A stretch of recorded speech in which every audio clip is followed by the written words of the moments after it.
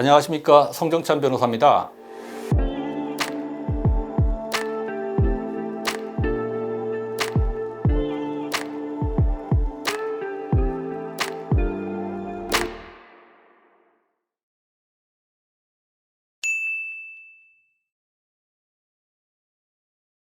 요즘 재테크로 부동산 경매 쪽을 공부하시는 분들이 많으시다고 알고 있습니다.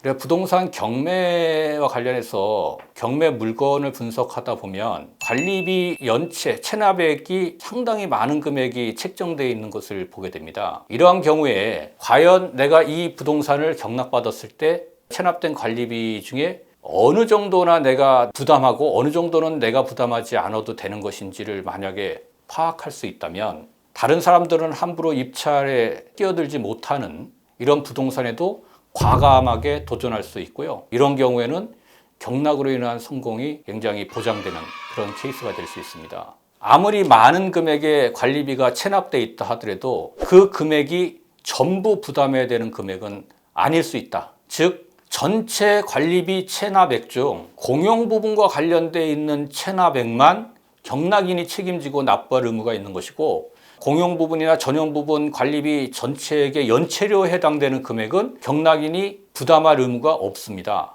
그러면 승계되는 공용 부분 관리비에는 어떤 것이 있는지 간략히 살펴보면 청소비, 수선 유지비, 일반 관리비, 장부 기장료, 위탁 수수료, 화재 보험료 등이 있습니다. 그러나 이러한 공용 부분 관리비도 부과된 지 3년이 경과하여 소멸시효가 완성된 경우에는 시효 완성으로 인하여 채권이 소멸하기 때문에 즉 경락인은 관리비조차 납부할 의무가 없어지게 됩니다. 다만 주의하실 것은 그 공용 부분 관리비가 부과된 지 3년이 지났다고 하더라도 그 아파트나 또는 집합 건물의 관리 주체, 즉 입대인이나 또는 관리인이 이미 지급 명령이 확정됐거나 또는 민사소송을 제기해서 민사소송이 판결이 확정된 경우에는 다시 원칙으로 돌아와서 3년이 지났다 하더라도 승계인이 그 납부 의무를 여전히 지게 되는데, 그 이유는 지급 명령이 확정되거나 판결이 확정되면 3년의 소멸시효 기간을 갖고 있었던 채권이 10년으로 늘어나기 때문입니다. 그리고 혹시 잘 몰라서 공용 부분뿐 아니라 전유 부분의 관리비나 연체료까지 다 납부하거나 또는 관리비만 납부해야 될 의무를 알고 있었지만 어떠한 불이익을 받을 우려 때문에 하는 수 없이 전액에 대해서 다 납부하신 경우라도 나중에 납부할 의무가 없는 부분에 관리비 해당되는 금액은 부당이득 반환 청구로 돌려받을 수 있기 때문에 그리 염려하지 않으셔도 됩니다. 다만 그 부당이득 반환 청구는 납부할 의무가 없다는 사실을 알게 된 날로부터 3년, 납부한 날로부터 10년 내에 소송을 제기해야 된다는 것은 주의해 주시기 바랍니다.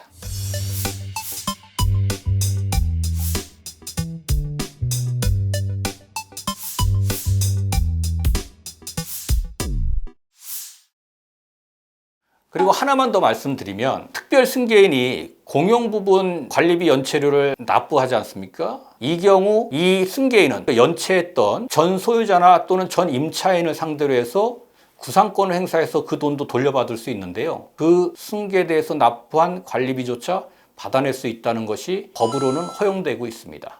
이제 아파트나 집합 건물의 관리자가 연체를 하고 있는 사람에게 이제 어떠한 조치를 좀 내려야 합리적일까요? 집합 건물에서는 관리단의 대표인 관리인이 관리 주체가 되고요. 아파트의 경우에는 입주자 대표의 또는 위탁받은 관리업체가 관리 주체가 되는데요.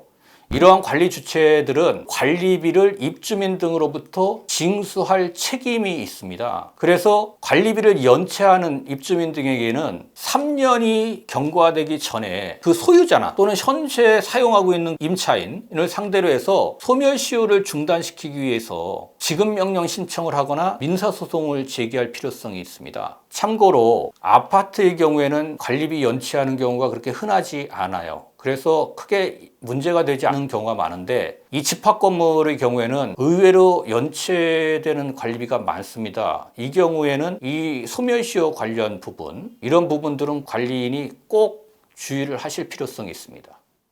아파트나 집합 건물에 있어서 관리비나 연체나 이런 부분에 대해서는 알아두시면 유익한 부분들이 많거든요.